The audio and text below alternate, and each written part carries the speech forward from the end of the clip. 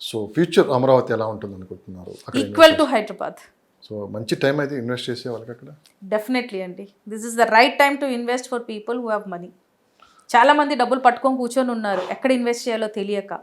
This is a very good opportunity అలాంటి వాళ్ళకి అమరావతిలో ఇన్వెస్ట్ చేసుకోవచ్చు. అమరావతి చుట్టుపక్కల ఎన్ని కిలోమీటర్ల పరిధిలో ఇన్వెస్ట్ చేయొచ్చు మేడం? అమరావతి మీరు చూస్తున్నారు గత 4-5 సంవత్సరాల నుంచి అమరావతి ఎలా ఉందో, ఒక్కసారిగా ఒక్క రోజులోనే చేంజ్ ఎలా జరిగింది అనేది. సో ఎక్కడెక్కడ ఇన్వెస్ట్ చేస్తే బాగుంటుంది? విజయవాడ కావచ్చు, అటు గుంటూరు, విజయవాడ బెన్ సర్కిల్ నుంచి అమరావతి ఆల్రెడీ మనకి Vijayawada highly populated, highly density ఉన్న సిటీ అండి అది. విజయవాడ నుంచి అమరావతి నుంచి ఇంకా నెక్స్ట్ 50 కిలోమీటర్స్ వరకు people can happily invest. So ఇప్పుడు చాలామంది ఆలోచిస్తున్నారు, అటు పక్క అమరావతి వచ్చింది కాబట్టి చాలామంది అక్కడ ఇన్వెస్ట్ చేస్తే అటు సైడ్ వెళ్తున్నారు. సో హైదరాబాద్ పర్టికులర్ ఎక్కడ ఇన్వెస్ట్ చేసే వాళ్ళకి మరి ఇప్పుడు ఓపెన్ ప్లాట్స్లో చేయాలా, సో సొంత ఇల్లు కొనుక్కోవాలా, అంటే విల్లాస్ కొనుక్కోవాలా, మంచి లగ్జరీ లైఫ్ అనుభవించాలంటే హైదరాబాద్లో ఉండాలా అని చాలామంది ఆలోచిస్తున్నారు. సో వీళ్ళకి మీరు చెప్పే సలహా? వాట్ ఈజ్ లగ్జరీ అండి? ట్రాఫిక్లో ఇరుక్కుపోయి హాంగ్ చేసుకొని క్లచ్లు తొక్కి కాలు నొప్పి తిట్టడం, that is not called luxury. Luxury అంటే living your life at your terms. So దానికి సిటీ పెద్ద డెవలప్ అయి ఉండాల్సిన అవసరం లేదండి. మన కంఫర్ట్కి మన అవైలబిలిటీ, ఇప్పుడు నేను పొద్దున్న లేస్తే నాకు ఏమేమి అవైలబిలిటీ, నాకు అవసరం ఏమేమి ఉందో అది నా చుట్టుపక్కల అవైలబిలిటీ ఉంది అంటే that I'm living an luxurious life అని అర్థం అక్కడ. సో లగ్జరీ అని మీరు అనుకుంటున్నారు, కానీ మీరు ఆంధ్ర సైడ్ వెళ్ళండి, ఒక్కొక్క ఇల్లు ఆల్మోస్ట్ 1 acre 1/2 acreలలో ఉంటుంది. దానికంటే లగ్జరీ ఎక్కువ ఉంటుందండి హైరైజ్ అపార్ట్మెంట్స్లో. ఎవడో పెట్టిన రూల్స్ ఫాలో చేయాలి మనము. అసోసియేషన్ ఏది చెప్తే అదే మీరు చేయాలి. దాంట్లో ఏం లగ్జరీ ఉంటుందండి? మాల్స్, సినిమాస్, ఏసీ హాల్స్లో లగ్జరీ ఉంటుంది అనుకోవటమేమో might be the present generation kids ఏదైతే ఉన్నారో వాళ్ళకి అనిపిస్తుండొచ్చేమో, కానీ మీ ఏజ్ మా ఏజ్ వాళ్ళకంతా లగ్జరీ అంటే మన సొంత ఊరిలో ఫ్రీగా తిరగటం అనేది is more luxurious than living in this crowded traffic, hustle bustle roads, ఈ క్రౌడ్ వీళ్ళ మధ్యలో తిరగటం I don't think it is luxury. ఇప్పుడు నన్ను అడిగితే I want to retire my life in Ooty, ఎందుకంటే నాకు అక్కడ లగ్జరీ కనబడుతుంది, ఇక్కడ లగ్జరీ కనపడట్లేదు. సో ఈ టైంలో లగ్జరీగా బ్రతకాలనుకున్న వాళ్ళందరూ వెళ్ళి ఆంధ్రాలో ఇన్వెస్ట్ చేసుకోండి, ఎందుకంటే కొంచెం ఎక్కువ ప్లేస్ అయితే వస్తుంది. ఇక్కడ 200 గజాలు కొనే బదులు అక్కడ 500 గజాలు వస్తుంది. అండ్ ఆ 500 గజాలు కూడా 3 to 4 yearsలో డబుల్ ట్రిపుల్ అవ్వచ్చు. హైదరాబాద్లో అది అవ్వాలంటే ఇంకా నెక్స్ట్ 5 to 6 years అవ్వాలి, కానీ దానికంటే within 1 or 2 years span life into 4 అక్కడ అవుతుంది. I'm talking very practically, ఎందుకంటే that's a new upcoming, that's a baby now, that's an infant baby now. And leader like Chandrababu Naidu can దాన్ని ఎంత బాగా ప్రాస్పరస్ చేయొచ్చు అంటే దానికి best example is our hitech city Madhapur area. So definitely లగ్జరీగా బ్రతకాలనుకున్న వాళ్ళు ఇప్పుడు అక్కడ వెళ్ళి ఆ సైడ్ వెళ్ళి ఇన్వెస్ట్ చేసుకోవటం ఈజ్ ఫార్ బెటర్ అండి. ఇంకా coming to Hyderabad real estate, last 1 year నుంచి అది ఎలా ఉంది, ఇప్పుడు కూడా అలానే ఉంది. ఓన్లీ అవసరం ఉన్న వాళ్ళు మాత్రమే ప్రాపర్టీస్ కొంటున్నారు. First thing is price, next is excess of inventory. ఈ రెండింటినీ మనము ఎప్పుడూ ఓవర్సీ చేయలేమండి, ఎందుకంటే కొనుక్కునే వాళ్ళ కెపాసిటీ నాది 50 లక్షలు ఉంటే 50 లక్షలకి నేను పెట్టగలుగుతాను.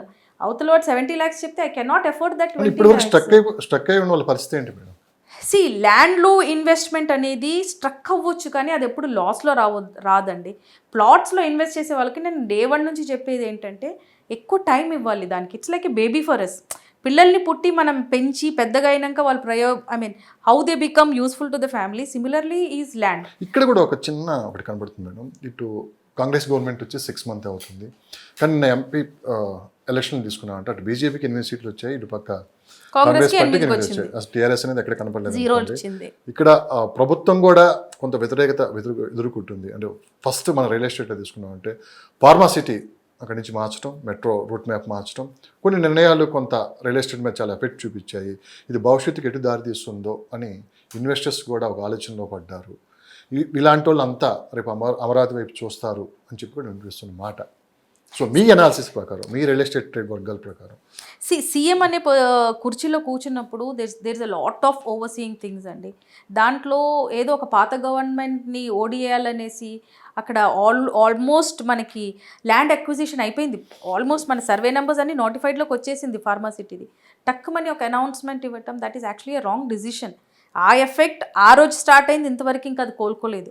ఎందుకంటే ఇప్పుడు people are very very hesitant to invest beyond 50-60 kilometers. ఒక గవర్నమెంట్ రావటము, ఫార్మసిటీ క్యాన్సిల్ అని చెప్పటము, శంషాబాద్ ఎయిర్పోర్ట్కి మనకి ఇక్కడ రాయదుర్గం నుంచి మనకి ఎంతమంది ట్రావెల్ చేస్తుంటారండి, అది తీసుకుపోయి చార్మినార్ సైడ్ వేయటము. చార్మినార్ సైడ్ నుంచి ఎంతమంది వెళ్తారండి ఎయిర్పోర్ట్కి రోజు? So these are actually the wrong decisions. ఇప్పుడు ఏమైందంటే పబ్లిక్ కూడా ఒక 50-60 కిలోమీటర్స్ బియాండ్ ఇన్వెస్ట్ చేయాలంటే చాలా భయపడుతున్నారు. ఎందుకంటే ఒక 50-60 కిలోమీటర్స్లో 1 year 2 years 3 years 4 years down the line అది ఎలాగైనా ఎక్స్పాండ్ అవుతుంది. ఎందుకంటే ఎంత స్మాల్ సిటీ అయినా కూడా over a period of time it keeps expanding. అలాంటిది మన Hyderabad is already on auto pilot mode. So ఆ ఎక్స్పాన్షన్ వీ కెన్ ప్రిడిక్ట్, అది ఇర్రెస్పెక్టివ్ ఆఫ్ ఎనీ గవర్నమెంట్. కానీ అదే మీరు ఒక 100 kilometers వెళ్ళి ఇన్వెస్ట్ చేయాలంటే people will really get scared. ఎందుకంటే ఏ గవర్నమెంట్ వస్తుందో, ఎప్పుడు కొత్త అనౌన్స్మెంట్ అవుతుందో తెలియదు. ఇప్పుడు నిమ్స్, జహీరాబాద్ నిమ్స్ అనేసి ఆ రోడ్ అంతా హైప్ చేసేసి అమ్మారు. ఇప్పుడు ఏమైంది, నిమ్స్ ఏమైంది? సో ఇలాంటి situations when the government changes చాలా ఇంపాక్ట్ అవుతుంది on the investors. So investment మాడ్యూల్లో మనం ఎప్పుడు ఇన్వెస్ట్ చేయాలన్నా 50-60 kilometers లోపు ఇన్వెస్ట్ చేశారనుకోండి, వాళ్ళ డబ్బులు ఎక్కడికి పోదు. ఇప్పుడు మీరు అడిగినట్టు క్వశ్చన్, ఇప్పుడు ఇంతవరకు ఇన్వెస్ట్ చేసిన వాళ్ళ పరిస్థితి ఏంటంటే రీసేల్ వాల్యూ ఉండదు, మెయిన్ రీసేల్ వాల్యూ పడిపోతుంది. ఎందుకు అంటే ఇప్పుడు ఆ ఏరియాలో కొనేవాళ్ళు ఉండరు. పక్కన ఏదో ఒక ప్రాజెక్ట్లో 20-25,000 చెప్తారు, అక్కడ అతనికి సేల్ ఉండదు. ఇక్కడ అవతల రీసేల్లో నేను 10,000కి ఇస్తానన్నా కూడా సేల్ ఉండదు. ఇప్పుడు బటర్ఫ్లై సిటీ లాంటి ప్రాజెక్ట్స్లో మేము 15-16,000 రీసేల్ చేసేవాళ్ళం. కానీ ఇప్పుడు 9,000కి వచ్చినా కూడా we are not able to sell even a single plot there. ఎందుకంటే పీపుల్కి అదొక ఒక డౌట్ అనేది మనసులో ఉండిపోయింది, ఇది వస్తుందో లేదో, నెక్స్ట్ గవర్నమెంట్ వచ్చి ఇంకేం అనౌన్స్ చేస్తుందో. కానీ ఇప్పటికే దాదాపు 1 year నుంచి మార్కెట్ చాలా డల్గా ఉంది. చాలామంది చూద్దాం ఏం జరుగుతుందో దాన్ని బట్టి మనం ఇన్వెస్ట్ చేద్దామని ఆలోచనలో ఉన్నారు. సో అక్కడ బాబు గారు రావటం, ఒకసారి అమరావతి భూమి పెరిగిపోవటం, అంటే ఇదే పరిస్థితి కొనసాగే అవకాశం ఉందా? అంటే ఇక కొంతమంది ఇన్వెస్టర్స్ ఆంధ్ర వైపు చూడటం, సో మరి తెలంగాణలో రియల్ ఎస్టేట్ పరిస్థితి ఇంకా డౌన్ అవుతుందేమో అని చెప్పి ఆందోళన కూడా ఇప్పటి వరకు బిల్డర్స్ కావచ్చు, ఎక్కువ మొత్తంలో ఇన్వెస్ట్ చేసిన వాళ్ళు కావచ్చు, కొంత ఆందోళనగా ఉన్నట్లు కూడా కనిపిస్తుంది. మరి ఇదే కొనసాగుతుందా మేడం? సార్ ఇక్కడ రియల్ ఎస్టేట్ డౌట్ అనేది కూడా I will give you one example. ఇప్పుడు ప్రైజెస్ స్టాగ్నెంట్ అయ్యి పెరగకుండా ఉంటే కూడా జనాలు కొంటారు. ఎందుకంటే ఇక్కడ ఎఫోర్డబిలిటీ పెరుగుతుంది. మైట్ బి బిగ్ బిల్డర్స్, వాళ్ళ ప్రైస్ కరెక్షన్స్ చేయలేరు, ఎందుకంటే వాళ్ళు ల్యాండ్ని అదే ప్రైస్ పెట్టి కొన్ని ఉంటారు. కానీ when it comes to the local small builders, వాళ్ళ దాంట్లో ప్రైస్ కరెక్షన్స్ ఉంటుంది, ఎందుకంటే సేల్ అనేది ముందుకు వెళ్ళాలి. ఇప్పుడు వరకు ఏమైందంటే ఒక ఇల్లు మైగ్రేట్ అంటే ఒక అబ్బాయికి జాబ్ వచ్చి హైదరాబాద్కి మైగ్రేట్ అయ్యాడంటే తనతో పాటు వైఫ్, పిల్లలు ప్లస్ వాళ్ళ మదరు, ఫాదరు, సో వీళ్ళందరికీ రెసిడెన్షియల్ ఏరియాస్ క్రియేట్ చేయాలి. కాబట్టి ఇక్కడ ఫ్లాట్స్ అమ్ముతా పోయాము. కానీ ఇప్పుడు ఎంప్లాయ్మెంట్ ఆపర్చునిటీ మనకి ఆంధ్ర సైడ్ వచ్చిందనుకోండి, ఈ మైగ్రేషన్స్ తగ్గుతుంది.